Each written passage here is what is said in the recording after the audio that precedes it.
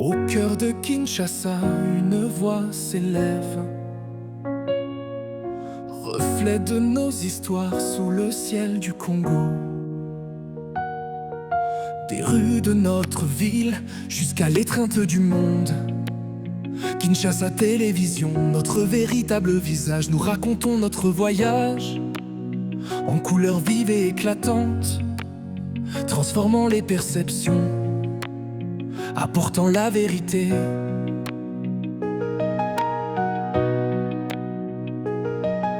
Fini les récits lointains, c'est notre tour.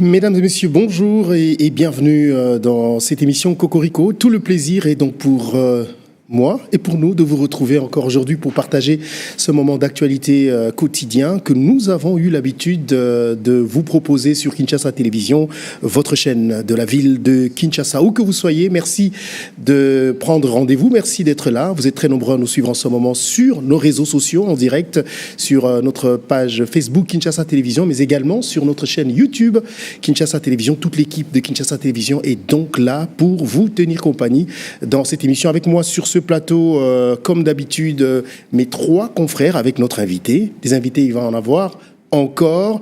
Monsieur Dimandja Wembi Charles, bonjour. Bonjour à nos téléspectateurs sur TNT. Et également les internautes qui ont pris rendez-vous avec nous chaque lundi, chaque mercredi et chaque vendredi. Voilà, merci beaucoup et bonjour Jean Kiamoukelenge. Bonjour Marius et bonjour à tous ceux qui nous suivent en ce net moment. Et bonjour à André Junior Moumaka. Bonjour Marius et bonjour à tous nos téléspectateurs qui nous suivent de partout. Voilà, bonjour à vous tous et bienvenue dans Cocorico, dont voici les principaux titres. Accord de Doha, un cessez-le-feu immédiat entre la RDC et le Rwanda, une lueur d'espoir sous médiation du Qatar. Félix Tshisekedi et Paul Kagame s'accordent sur un cessez-le-feu immédiat, un tournant pour la stabilité régionale ou un accord fragile. Vos réactions en direct tout à l'heure par téléphone. Joseph Kabila brise le silence depuis Johannesburg, mis au point et démenti. Accusé des complicités avec le M23, l'ancien président rejette en bloc ses allégations et plaide pour une solution congolaise à la crise sécuritaire. Un retour sur la scène politique, analyse et décryptage dans cette émission. Pour parler de Luanda, le M23 refuse de participer, blocage dans les négociations alors que la délégation congolaise était bien présente. La rébellion du M23 a boycotté les discussions, invoquant des sanctions internationales. Quelles conséquences pour la paix à l'est de la République démocratique du Congo? Un processus de paix en marche, mais sémé d'embûches. Les cessez-le-feu, accusations politiques et blocages diplomatiques. Participez donc au débat que nous vous proposons aujourd'hui dans cette émission. Pour en parler, nous aurons également sur ces plateaux des invités. Alors le tout premier avec nous ici, il s'agit de monsieur Ghislain Mwangi. Il est conseiller national de l'Alliance pour le changement, le parti de Jean-Marc Kabound à Kabound. Monsieur Ghislain, bonjour. Bonjour Marius. Voilà, bonjour merci. À tous. Merci beaucoup d'être avec nous aujourd'hui. Voilà donc les grands titres que nous allons développer avec vous aujourd'hui. Et nous allons commencer bien sûr par les négociations de Luanda qui n'ont pas pu aboutir avant de passer au coup de théâtre avec la rencontre entre le président, coup de surprise plutôt, entre la rencontre entre le président Tshisekedi et le président Paul Kagame. Alors, nous commençons par cette rencontre du M23 à Luanda qui devait avoir lieu hier, mais malheureusement, la délégation congolaise s'est présentée, mais les Congolais, les M23 n'ont pas pu faire le déplacement pour raison de sécurité. Avant d'en arriver là, Monsieur Ghislain Mwandji, vous êtes porte-parole donc de l'Alliance pour les changements, le parti de Jean-Marc Abound. Vous, par exemple, n'étiez pas d'accord, vous ne souteniez pas donc ce dialogue direct entre le gouvernement congolais et le M23. Est-ce que vous pouvez nous en parler et nous éclaircir sur votre position? Déjà, il faut préciser que je ne suis plus porte-parole. Actuellement, je suis conseiller national, comme vous l'avez dit au début. Je porte au moins la parole de l'Alliance pour le changement, le parti de l'honorable Jean-Marc Abound. En ce qui concerne les négociations ou carrément le processus du mandat, notre parti a évoqué le contour, mais aussi donné son opinion par rapport à ces processus. C'était d'abord le président Jean-Marc Abound, à peine libéré, il avait pris la parole pour revenir sur des questions essentielles de notre situation politique, notamment celle de l'insécurité à l'Est et le processus de paix engagé. Alors, à ce sujet, nous avons été clairs. Il fallait d'abord que le régime Tshisekedi parvienne à corriger son narratif, qui était comme une sorte de prison pour lui. Ces narratifs qui disaient que le M23 serait un groupe ou est un groupe terroriste avec lequel il faudrait réfuter toute option de dialogue. Alors, ces narratifs étaient un obstacle majeur à la paix. Et s'il le faut, donc évaluer aujourd'hui les rapports de force au front militaire, le M23 a pu infliger des défaites à l'armée nationale. Et cela ne pouvait que nous encourager le gouvernement, nous en tant que force politique, l'opposition, à envisager une option de dialogue au lieu de mettre beaucoup de moyens militaires en jeu et sacrifier plusieurs de nos éléments. Alors, je crois que nous sommes revenus à ce que nous avons souhaité au départ, c'est donc la possibilité d'un processus de dialogue, et c'est ce que le président Kabound avait dit, c'est que le parti Alliance pour le changement a pu réitérer, mais nous avons souhaité que ce dialogue ne soit pas un dialogue vaille-que-vaille. Il faudrait que ce soit un dialogue réfléchi, objectif et surtout un dialogue curatif à la situation d'insécurité qui persiste à l'Est. Et ce dialogue, pour qu'il soit curatif, on a souhaité qu'il soit d'abord un dialogue entre États, donc entre le Rwanda et la République démocratique du Congo, donc notamment le président Tshisekedi et son homologue rwandais, le président Kagame. Et ensuite, ces dialogues entre les deux acteurs devraient nous donner des garanties sûres pour qu'il y ait un autre dialogue. Alors, ces garanties sûres, nous les avons souhaitées, telles que l'obtention d'un cessez-le-feu immédiat, les retraits au préalable de Rwanda RDF, qui sont aujourd'hui inclus dans le rang militaire des rebelles M23.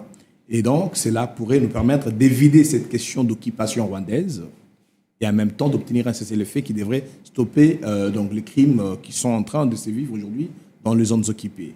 Et ensuite viendrait, selon nous, un dialogue global et inclusif entre Congolais qui devrait prendre en compte tous les acteurs, notamment la composante pouvoir, opposition politique, groupes armés, avec une sous-composante, notamment la M23, parce qu'il était rejeté auparavant par le pouvoir en place dans le dialogue. Et donc, les M23 pris en compte dans la composante groupes armés, et ensuite la société civile. C'est donc par ces mécanismes de dialogue en deux temps que l'Alliance pour le changement avait opiné et a souhaité, au travers des déclarations dans le média et par un communiqué officiel récemment signé par le secrétaire général du parti, que nous avons souhaité que le Congo puisse alors envisager la voie de la paix. Oui, mais il y a urgence, monsieur le conseiller national, pour trouver une solution à la paix à l'est de notre pays, avec toutes ces exactions qui se commettent là-bas. Mais à suivre le calendrier que vous énumérez ici, s'agissant de dialogue interne, mais ça va prendre beaucoup de temps. Alors ici, monsieur Dimandja, je crois que nous sommes en train de parler des affaires d'un État, des affaires d'État. Et quand on parle des affaires d'État, on ne mégode pas. En même temps, on ne peut pas se payer le luxe de procrastiner des discussions aussi importantes comme celles qui devraient engager le pays vers une voie de paix. Mais nous avons voulu que les solutions soient les solutions les plus définitives et les plus curatives. Les dialogues, dans un premier temps, tels que nous le souhaitons, devraient permettre qu'on puisse d'abord restaurer la paix, mettre un terme à la poudre à canon, aux meurtres, aux exactions. Il faut que nous soyons aussi lucides. Bien que nous souhaitons ou nous attendons que au travers le premier temps de dialogue entre Kagame et Tshisekedi, qu'on ait un cessez-le-feu, qu'on ait les retraits des Rwanda RDF dans le rang de M23. Il ne faudrait pas s'attendre aussi béatement que le M23 puisse céder les zones qu'ils occupent aujourd'hui au prix de préalable ou carrément de contact seulement. Il faudrait qu'on parvienne à des accords. Mais ces accords, comme nous l'avons dit, devraient être des accords qui vont sortir d'un dialogue global et inclusif. Ça peut prendre un peu de temps, mais ça devrait être à la voie donc royale pour que nous puissions parvenir à une solution curative et définitive. Faire autrement, ça veut dire répondre aux vieilles formules. Nous aurons, après quelques semaines, après quelques mois, de nouvelles revendications des groupes armés. Je crois que, monsieur le conseiller national, je ne me suis peut-être pas fait comprendre. Ici, je parle du dialogue interne. Lorsque le Congolais dialogue, mais ça prend toujours beaucoup de temps. Mais forcément, ça a été le cas dans le passé. Nous sommes acteurs politiques aujourd'hui. Nous allons être plus expéditifs. On ne va pas vouloir réitérer les erreurs du passé. Et je crois que déjà, dès lors que le président Tshisekedi a évalué la profondeur de la crise politique et qu'il a récemment lui-même exprimé le besoin d'un gouvernement de cohésion ou d'union nationale, cela voudrait dire qu'il y a déjà une ouverture. Mais il faudrait que nous puissions, au travers des pourparlers entre Congolais, permettre à ce que, au travers de cette ouverture, groupes armés, opposition, société civile, tous puissions participer de manière efficiente à une recomposition ou carrément à une stabilité de notre échiquier politique. Vous venez de parler tout à l'heure du gouvernement d'union nationale. Accepterez-vous la main tendue du du pouvoir en place quant à la composition de ce prochain gouvernement d'union nationale? Notre position a été très ferme et très claire à ce sujet. L'appel à un gouvernement d'union nationale, selon que le président Tshisekedi l'avait lancé, était un appel à un rallongement de l'union sacrée. Parce que vous voyez, selon lui, il avait exprimé clairement que dans les jours qui suivraient, il devrait désigner son conseil spécial pour mener des consultations. Ces consultations pouvaient être menées dans quel cadre? Ce serait donc une opération de débauchage, un enrôlement des opposants affamés, comme il les a toujours traités, les opposants affamés, les opposants faibles, qui devraient facilement mordre à l'hameçon et rejoindre le camp du pouvoir. Nous sommes aujourd'hui à l'opposition parce que nous ne sommes pas d'accord avec la gouvernance Tshisekedi. C'est donc des divergences sur le plan idéologique, sur le plan de la vision, sur le plan systémique. Tous les systèmes aujourd'hui posent problème et il est derrière la justification de la belligérance de certains de nos compatriotes. Alors, s'il faudrait que ces gouvernements viennent un jour ou parviennent à être constitués, il faudrait que ça soit l'émanation des accords politiques sérieux et surtout très profonds. Figurez-vous qu'aujourd'hui, tous les acteurs politiques se méfient de la parole du président Tshisekedi, encore moins de son respect des engagements. Et donc, nous estimons qu'au travers des dialogues qui pourraient advenir, il y aurait encore plus de garanties et plus d'implications au niveau tant régional et international qu'un accord parvienne à mettre le Congolais ensemble pour constituer un gouvernement qui pourrait garantir la stabilité et l'émergence de notre processus démocratique. Justement, dans ces communiqués du comité exécutif national de votre parti, vous évoquez justement le dialogue en interne, mais tout en incluant le groupe M23, que le gouvernement a longtemps qualifié des terroristes ou des pandans qui agiraient par l'entremise ou alors répercuteraient l'ordre donné par le pouvoir des Kigali, le Rwanda. Mais vous, aujourd'hui, vous parlez de dialogue en interne où il faut inclure également ces mouvements du M23. Ne voyez-vous pas que vous parlez le même langage avec le président du Rwanda, Paul Kagame, qui a longtemps considéré le M23 comme étant un groupe des Congolais et non ces groupes à lui qui dirigent ou qui gèrent à partir des Kigali? Écoutez, il faudrait éviter qu'on prête à toute confusion. Sans oublier qu'il y a déjà un processus de Nairobi qui traite le problème des groupes armés. Il faudrait refuser qu'on prête toute confusion à mes propos ou carrément à la position du parti, comme vous avez évoqué les communiqués du parti. Aujourd'hui, ce serait anodin que l'on dise que les M23 sont forcément tous rwandais. Dans notre déclaration politique, nous avons précisé les cas. Parce que nous sommes opérateurs politiques, nous sommes informés. Il y a des compatriotes, notamment comme Corneille Nangaa, Willy Ngoma, comme Adam Chaloué, autant que nous les connaissons, que chacun connaisse, qui sont congolais, qui constituent aujourd'hui AFC M23. ils sont porteurs de revendications politiques, mais qui ne justifient pas aujourd'hui leur belligérance, parce que nous prenons la non-violence. Mais cependant, parce que nous envisageons la paix, devrions-nous dire que le groupe M23 est un groupe terroriste et qui serait exclu au pourparlers. Voilà pourquoi le président Kabound a dit que le président Tshisekedi s'était fait prisonnier de ces narratifs. Et aujourd'hui, parce que c'est par l'accord préalablement donné par le président Tshisekedi au président angolais Joao Lourenço que le groupe M23 a été officiellement convié à des contacts pour des dialogues directs, pour des pourparlers.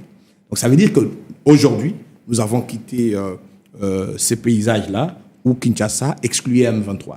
Et donc notre communiqué ne vient pas ici adouber l'opinion de Paul Kagame. Notre communiqué vient relativiser la scène politique telle qu'elle est et présenter la nécessité que le dialogue soit global et inclusif, notamment dans la composante groupes armés. Il faut ne pas ignorer la sous-composante M23. Et nous le disons, pas pour plaire à Kagame ou au Rwanda, et nous n'avons pas peur de le dire pour éviter que le gouvernement Tshisekedi puisse nous affilier à ces derniers. Nous pensons qu'aujourd'hui, il y a nécessité qu'il y ait un dialogue global et inclusif et que nous puissions éviter la crise qui continue à se vivre. Quelle est la différence entre votre processus et celui mené par les évêques et puis le pasteur de l'SCC? Oui, écoutez, les efforts de paix, la stabilité politique, c'est une affaire de tous les Congolais, et en même temps que ça concerne la sous-région et la communauté internationale. Nous, en tant qu'acteurs politiques, parti de l'opposition, nous avons proposé, si cela converge avec ce qu'ont proposé le religieux, il n'y a pas de problème. Nous pensons qu'aujourd'hui, nous sommes restés dans la rectitude de nos prises de position politiques et nous espérons qu'aujourd'hui, parce que le dialogue, la rencontre entre Tshisekedi et Kagame a eu lieu parce que le M23 est rappelé à Luanda pour négocier et donc nous pensons que nous avons eu raison très tôt qu'aujourd'hui, si tout le monde rejoint notre voie, nous allons ensemble parvenir à une solution le plus immédiat possible. Justement, ces sanctions, on en parle avec toi, Jean Kia Mukelenge, donc le M23 qui a refusé carrément de venir à ces négociations de Luanda parce qu'il y a eu des membres de sa composante qui ont été sanctionnés. Est-ce que, M. Dimandja, vous pensez que c'est une position à laquelle il fallait s'attendre? Oui, mais quand vous frappez à votre porte-monnaie, est-ce que vous serez content? Non. Justement, quand on a pris ces sanctions, c'était pour empêcher les éléments de M23 de pouvoir faire des transactions bancaires. Ils ont beaucoup d'argent. Ils pillent l'est du pays. Ils gardent cet argent quelque part. Il est dans les circuits bancaires. Alors, lorsqu'on décide, par exemple, de geler ces avoirs, ben, ils n'y auront plus accès. Comment est-ce qu'ils vont financer la guerre? Comment est-ce qu'ils vont continuer à financer la guerre si de l'argent qui vient de gauche à droite pour financer leur mouvement? Et si cet argent est bloqué, ils vont évoluer comment? Mais c'est ça, c'est pour ça que ils se disent, avant qu'on vienne, lever d'abord les sanctions. Mais en même temps, ce n'est pas l'Union européenne qui les invite, c'est un pays africain qui est médiateur du conflit, mais ils réagissent aux sanctions de l'Union européenne. L'argent, c'est le nerf de la guerre, M. Marius. N'oubliez pas ça. Sans argent, ils ne peuvent pas aller loin. Oui, Jean, est-ce que tu peux nous parler un peu de ces sanctions, justement? Justement, 27 ministres des Affaires étrangères de l'Union européenne étaient réunis lundi dernier, 17 mars 2025, à Bruxelles. Et à l'issue de cette réunion, des sanctions sont tombées. Au moins 9 personnes, dont 5 personnalités, 5 autorités de l'armée rwandaise sanctionnées et 4 Congolais issus du groupe M23, on peut citer quelques-uns, Bertrand Bisimwa, ont été directement touchés par ces sanctions. Il y a aussi une firme et une sanction économique tombée sur le directeur général Kamanzi de mine RMB du Rwanda, une firme rwandaise basée sur la raffinerie de l'or. Et parmi ces personnalités, il y en a plusieurs, ils sont au nombre de 9, je peux les citer si vous permettez. Il y a Bertrand Bisimwa, DFCM 23, il y a Ruzi Karusisi, commandant des forces spéciales rwandaises récemment remplacé, Désiré Rukomera, des nationalités rwandaises chargé de recrutement et propagande M23, John Imani Nzenze, des nationalités congolaises, représenté comme responsable des renseignements du M23, Eugène Nkubito, commandant 3e division RDF, Pascal Moïsi, commandant 2e division RDF, Jean Bosco Nzobonimpa, responsable finance M23 des nationalités congolaises, Francis Kamandi, CEO du Rwanda Mine Petroleum and Gas Board, celui que j'ai cité, directeur général, et Joseph Musanga Bahati Erasto, gouverneur M23 du Nord Kivu, Gasabo Gold Raffiney, Place of Establishment Kigali, Rwanda. Ces sanctions ont été très bien accueillies du côté congolais. Le gouvernement de la République qui a salué ces sanctions, mais qui a été très mal digéré du côté du Rwanda, qui a tout de suite rompu les relations diplomatiques avec la Belgique, sous prétexte que c'est la Belgique qui mettra un peu de bois dans le feu pour que ces sanctions puissent être retenues contre justement certaines personnalités de son pays. Alors, monsieur, votre réaction par rapport à ces sanctions de l'Union européenne vis-à-vis du M23, c'est quoi la position de votre parti ? Bon, notre parti a toujours compris la crise dans sa dimension la plus étendue. La crise sécuritaire dans notre pays, Est, relève de causes qui sont à la fois endogènes. C'est ce que nous avons évoqué en parlant de dialogue, de conflits politiques, de contestations, d'alibi des belligérances et certains conflits ethnico-tribaux qui se justifient d'une autre façon par les armes et donc la crise sécuritaire. Mais cependant, la situation à l'Est a aussi des causes qui sont exogènes plutôt, donc qui sont liées à l'extérieur du pays. Il y a des multinationales, il y a des supranationalistes, il y a des pays voisins qui parfois sont tous ensemble constituent un réseau de pillage systémique dans notre pays. Quelle est votre position par rapport aux sanctions ? Les sanctions qui arrivent sont, pour nous d'abord, considérées comme des médicaments placebo. Hein. Vous savez, la crise reste, les acteurs de la crise demeurent, on les sanctionne pour peu d'effets. J'ai entendu M. Dumandia évoquer les circuits bancaires, les transactions pour le belligérant, ce qui n'est pas vraiment l'air pratique. Ce sont des gens qui opèrent dans le noir, dans l'informel, ils travaillent en liquide et les sanctions les atteignent le plus moins possible. Ça, je vous l'ai dit. Alors, par rapport à d'autres réalités qu'il faut considérer, pourquoi l'Union européenne, qui, derrière le Rwanda, a signé des accords privilégiés, des accords commerciaux, a été donc, pour nous, nous le percevons, a été les resellers, ou demeure les resellers de tous les minéraux qui sont pillés à l'est du Congo. L'Union européenne, aujourd'hui, va démontrer plus son engagement à rechercher la paix, pas pour le dialogue forcément, mais pour des sanctions à la veille des négociations. Et cela n'a servi qu'aux belligérants de trouver des alibis, des raisons de surenchère, des refus de participer à des négociations, de s'engager. Kagame avait eu des raisons d'éviter de rencontrer le président Tshisekedi plus récemment. 15 mars. Et le M23 ont refusé l'invitation de Luanda sous prétexte de ces sanctions. Donc il faut que nous prenions la dimension exogène de notre crise comme étant une dimension complexe, que toute l'action qui est menée au niveau international ne peut pas toujours être favorable à notre pays, notamment ces sanctions. Nous partageons l'avis de la CENCO qui disait que pendant la résolution des crises, l'option des sanctions n'a jamais aidé. Elle a toujours renforcé les clivages, les surenchères, et parfois elle peut compromettre le pourparler. Mais justement, est-ce que... Je suis tout à fait d'accord avec vous lorsque vous dites que ces gens-là transportent du liquide. Tout à l'heure, on a cité les trésoriers du M23. Il fait des affaires. Il utilise des cartes bancaires. Vous n'en avez pas les preuves. Bon, je vais vous dire une chose. Monsieur Dumandia, vous n'en avez pas les preuves. Quand il se déplace, il va aux États-Unis. Ou il va à l'étranger, il a besoin d'argent. Et parmi ces sanctions, il y a le gel des avoirs et puis la suspension de déplacement sur les Je vais m'assumer en tant qu'acteur politique. Certains de belligérants utilisent d'autres nationalités lorsqu'ils sont à l'étranger. En Europe, parce que nous faisons des déplacements, ils utilisent d'autres passeports, ils utilisent des noms de prêts. Ils ont des personnes intermédiaires qui s'occupent de leur circuit financier. Ouais. Alors, je crois qu'aujourd'hui, parce que je l'ai dit en tout état de cause, les sanctions n'ont servi que d'alibi politique des régés des négociations. Parce qu'il n'y a pas ici, jusqu'à la preuve du contraire, des comptes bancaires, des circuits bien identifiés par l'Union européenne ou ceux qui ont sanctionné, qui devraient préjudicier le belligérant. Alors, dans ce cas, vous pensez que ces sanctions auraient servi à qui ? Ces sanctions ont servi au Rwanda, c'est ça. Ces sanctions Comment ont ça? servi Dans quel sens? aux belligérants pour qu'ils puissent trouver des alibis, des refus, des dialogues, parce qu'ils veulent pérenniser la situation de crise. Aujourd'hui, ils sont en train de se plaindre. Si c'est ça même. Ces sanctions. C'est C'était ça, ça, même. ouais, C'est c'était ça ça, l'idée. ce sont là le but. Le but des sanctions, c'est que ces gens aient des raisons de rejeter des Parce que pourparlers, réellement, ils sont frappés. de revenir sur des surenchères. Ils sont frappés. Non, pas parce qu'ils sont frappés, parce que alors, Nanga, monsieur Dumandja, Nanga reçoit les humanitaires à Goma, il vit bien, ils ont les moyens, c'est la population qui souffre. Qui meurt? C'est la population. Et c'est le gouvernement qui fait les efforts.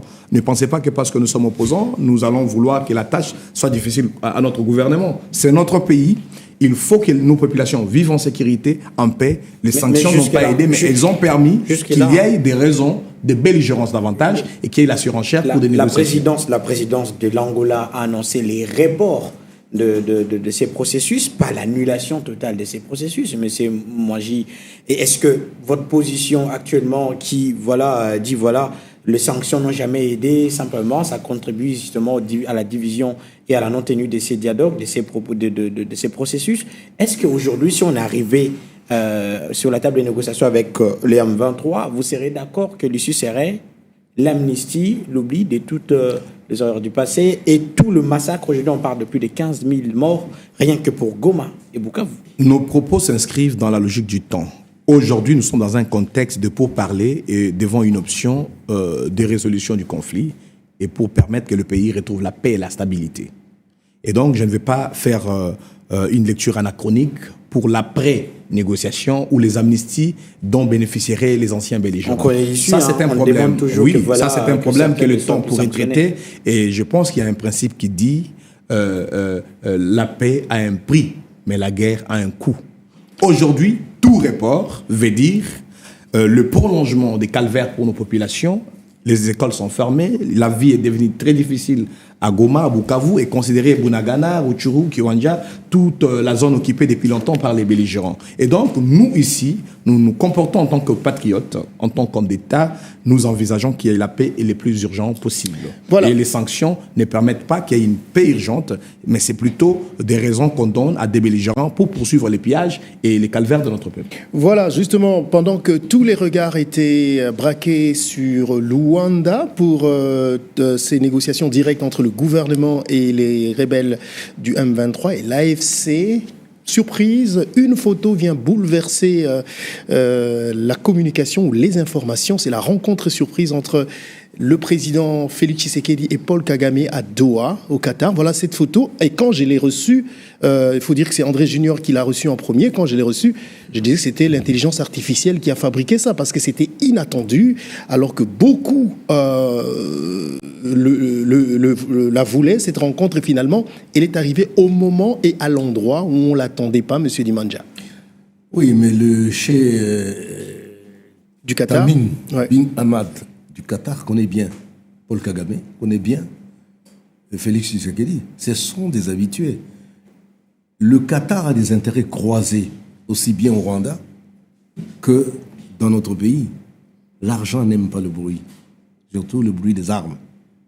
Je crois que dans l'intérêt du Qatar et des uns des autres, il était nécessaire que ces deux acteurs majeurs du conflit dans notre sous-région se rencontrent.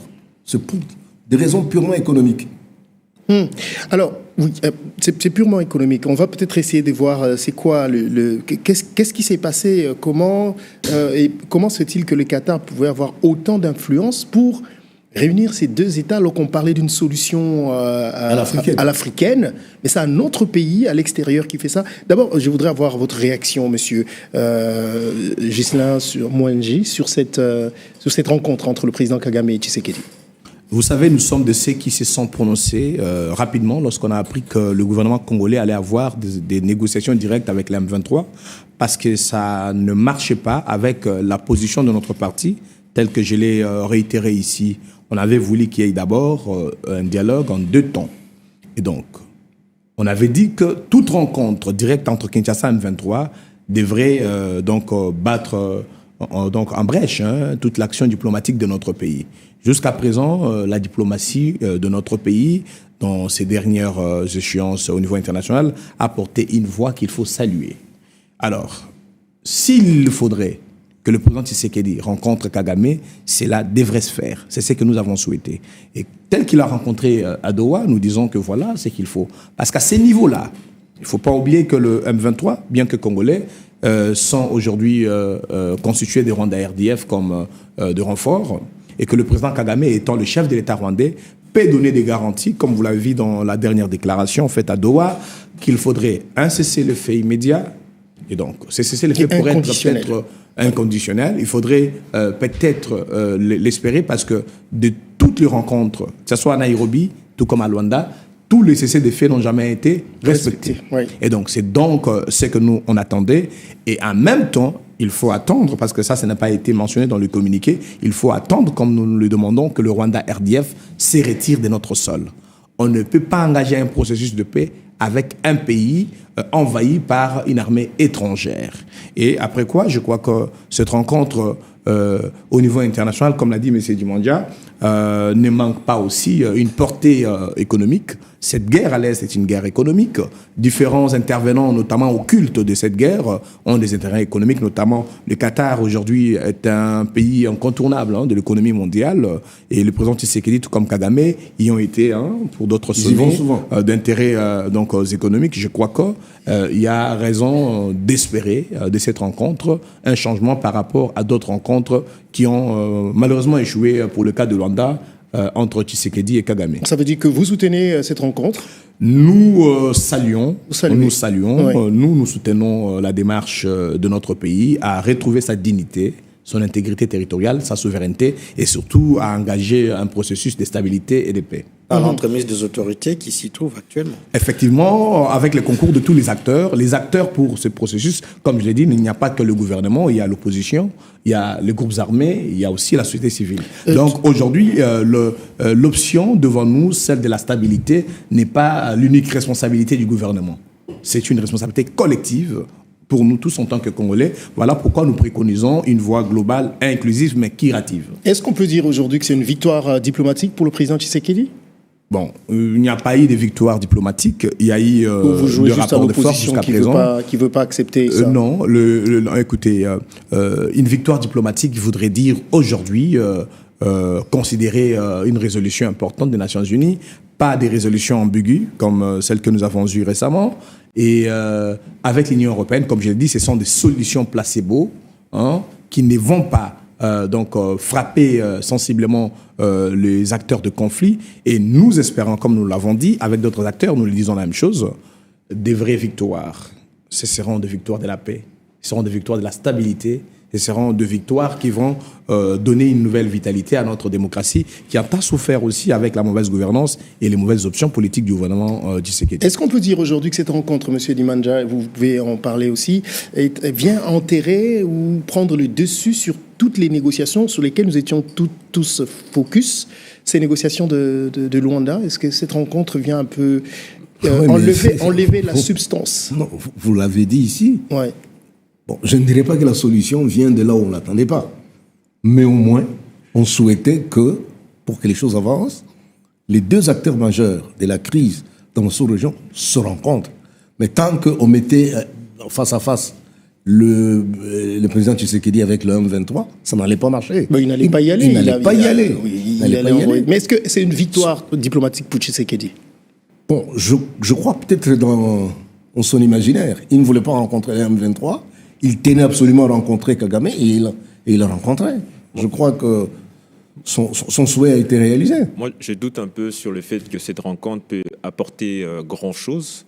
C'est vrai que ça a été un grand apport sur le plan diplomatique, mais je pense plutôt que cette rencontre peut permettre à ce qu'il y ait plus l'avancée des troupes du M23 dans la partie Est.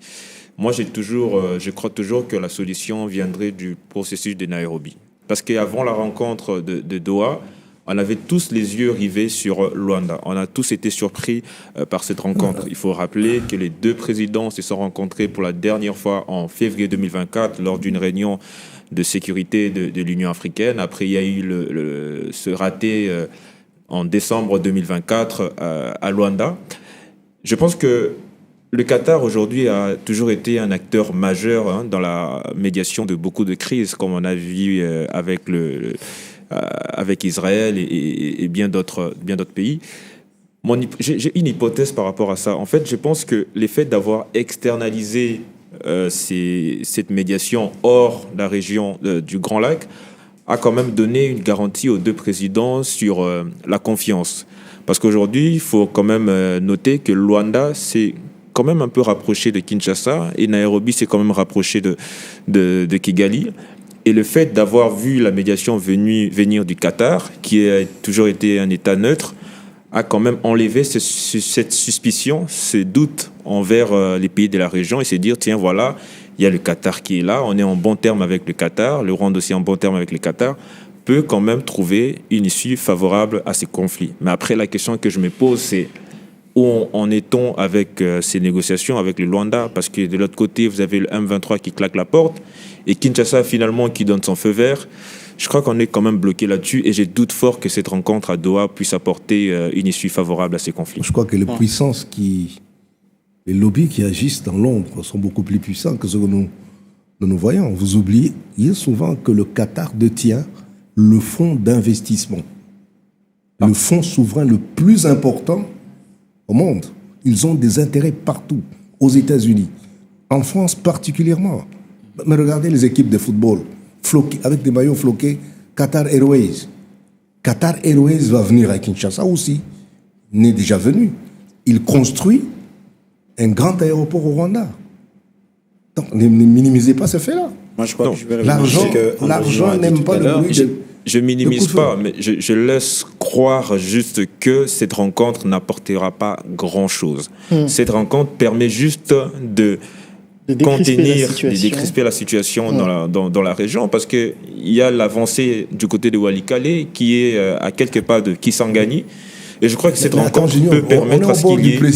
On est au bord du précipice. C'est à nous de faire le choix. Monsieur le Conseil national l'a dit ici, il n'y a que deux façons de régler un problème. Ou soit vous continuez la guerre, et vous ne savez pas quand est-ce que ça va s'arrêter, ou vous négociez. Dans ces conditions, on ne peut pas... Personnellement, contrairement à ce qu'André Junior vient de dire tout à l'heure, je trouve que cette rencontre vient justement poser le jalon d'une accélération justement de notre processus, parce qu'à l'issue de cette rencontre, vous avez vu le communiqué du ministère des Affaires étrangères du Qatar, qui a justement rappelé que les deux personnalités ont justement salué les avancées diplomatiques ou alors sur terrain du processus de Luanda et ont réitéré pour que cela puisse rebondir sur le terrain. Je crois qu'il y aura une avancée très significative. Et avec cette rencontre, on se dit que on aura à faire face dans les jours qui viennent à une accélération justement du processus. Dans le même communiqué. Toutes les organisations régionales et même les organisations internationales sont revenues là-dessus qu'il n'y a pas de solution via le front militaire. Non. Et les seuls fronts qui nous restent, c'est les fronts diplomatiques. Et voir ces avancées de part et d'autre, Luanda qui échoue, mais avec la rencontre entre Tshisekedi et Kagame qui reviennent sur ces processus de Nairobi et de Luanda, justement, comme Kagame est considéré comme étant les parents directs du M23, il s'agit simplement d'un ordre à donner et tout sera démystifié. D'ailleurs, dans le communiqué du ministère qatari des Affaires étrangères, ils ont dit que pour parler entre M. Kagame et Tshisekedi, vont continuer. Ce n'est pas la dernière fois, ils vont encore se retrouver. Ça veut dire que le processus du dialogue est déjà amorcé. On va revenir sur ça, bien sûr, avec notre ami Henri Mutombo, qui, lui, est un cadre de l'Union sacrée de la nation, la coalition au pouvoir. On va finir avec vous, monsieur Mwangi. Le prochain sujet, même si on reviendra sur ce sujet avec Henri Mutombo, on va continuer à discuter, c'est la dernière sortie médiatique de l'ancien président Joseph Kabila, qui a rencontré hier le président sud-africain. D'ailleurs, on va regarder tout à l'heure sa déclaration en français, avec notre traduction avec l'intelligence artificielle. Quelle est, vous l'avez suivi, je pense, quelle est votre réaction, la réaction de votre parti par rapport à la position de Joseph Kabila et à sa sortie médiatique ? Bon, écoutez, le président Joseph Kabila aujourd'hui vient porter lui-même sa voix que sa famille politique a toujours portée, celle de défendre son honneur, sa position, parce que il a depuis un certain temps fait l'objet des accusations d'être impliqué dans la crise sécuritaire, d'être même le parent de M23, vous l'avez entendu justifier pour le dire qu'il n'en serait pas un. Et le président Kabila, nous l'avons toujours dit, c'est un ancien chef de l'État de notre pays, est aujourd'hui un acteur politique important qu'il faut considérer. Et lorsque nous voulons parler de la paix, il a l'expérience d'avoir conduit des échéances qui ont pacifié le pays, qui ont stabilisé politiquement le pays. Et nous disons que vouloir aujourd'hui charger ou décharger les acteurs nous empêcherait à créer un climat de dialogue global et inclusif. Et aujourd'hui, parmi les raisons de revendication de Corneille Nangaa, c'est des raisons politiques. Il rappelle l'existence d'un accord politique relatif à l'alternance 2019. Ils évoquent pour certains belligérants des raisons de dérive dictatoriale, comme nous les dénonçons, nous aussi, l'opposition avec le président Kabound. Et je crois que le président Joseph Kabila est revenu sur ces accusations à charge du régime de Tshisekedi, notamment la dérive dictatoriale, notamment la dérive autoritaire. Et je crois que la prise de parole ou la rentrée sur scène du président Joseph Kabila pourrait toujours apporter quelques basculements dans notre macrocosme politique. Nous attendons plus d'action et surtout plus de prise de parole pour la nation et surtout et nous éviter que toute sortie médiatique du président Kabila soit aujourd'hui a tendance à justifier peut-être la belligérance. Nous l'avons vu avec ce qu'il a pu dire sur la M23 en les présentant autrement comme étant de revendications nationalistes. Le PPRD, le parti du président Kabila, tout comme notre parti aujourd'hui, nous sommes des partis démocrates. Et donc, il n'y a pas de raison qui puisse justifier la prise d'armes. Mais si le président Kabila devrait s'exprimer davantage, comme il l'a fait récemment en Afrique du Sud, et éviter peut-être de justifier la belligérance, ça serait mieux et ça va aider. Et aussi les pouvoirs en place, il faudrait avertir. Le président Tshisekedi a une crise face à son régime et face à son deuxième et dernier mandat. Il faudrait éviter que ceux qui accompagnent le président Tshisekedi soient ceux qui alimentent les escalades de communication, les conflits politiques et ceux qui envoient encore différents acteurs clés de notre échiquier politique aller aux antipodes. Nous espérons avoir un accord global inclusif à l'issue d'un dialogue entre Congolais. Le président Tshisekedi a lui-même parlé d'un gouvernement d'union nationale, mais auquel il excluait déjà d'avance d'autres acteurs. Je crois qu'il faudrait prendre en compte le président Honoré Joseph Kabila, sa famille politique, tout comme tous les autres acteurs majeurs de notre scène politique. Voilà, l'ancien président donc, est devenu donc un allié. Non seulement un allié, mais un sapeur-pompier, après avoir été accusé d'être pyromane. Pour nous, on trouve qu'il est en train de justifier son cas et surtout de déclarer son innocence par rapport aux accusations. Ce n'est que normal. Mais ce que nous prenons en compte, c'est sa rentrée sur scène et surtout l'implication de sa famille politique dans la résolution de conflits et surtout dans l'éradication de tous les alibis de guerre, mais qui ont des raisons politiciennes, notamment la situation démocratique dans notre pays. Voilà, on attend également la sortie médiatique de votre président. Je veux dire, on veut le voir parler également, n'est-ce pas, après sa libération, André Junior. Exactement. Bien sûr. Exactement. Moi, j'avais juste une petite question. Lors de son passage à RFI, l'honorable Jean-Marc Kabound a confirmé sa candidature aux prochaines élections. S'il arrivait qu'il y ait une coalition de l'opposition pour une seule candidature, serez-vous favorable à cela ? Encore une fois, j'ai dit, il y a des questions qui sont anachroniques aujourd'hui, elles ne correspondent pas à 2025. Il y a des questions qui reviendront en 2027, certainement en 2028. Et le président Jean-Marc Kabound, comme tout acteur politique, a le droit de présenter ses ambitions. Il a lancé un mouvement politique de l'opposition dans le cadre d'une rupture avec les régimes Tshisekedi et il avait depuis lors envisagé briguer à la magistrature suprême. Donc aujourd'hui, je crois que cette annonce n'a fait que démontrer sa rectitude, comme je l'ai dit. Ce qu'il avait dit à la rupture et ce qu'il sait dire encore aujourd'hui après être emprisonné plus de 2 ans et demi injustement. Et le président Jean-Marc Kabound a été très clair là-dessus. Candidature unique de l'opposition, s'il y en aurait, c'est une question qui viendra, mais ce n'est pas forcément une question qui a toujours eu une bonne réputation dans l'histoire politique de notre pays.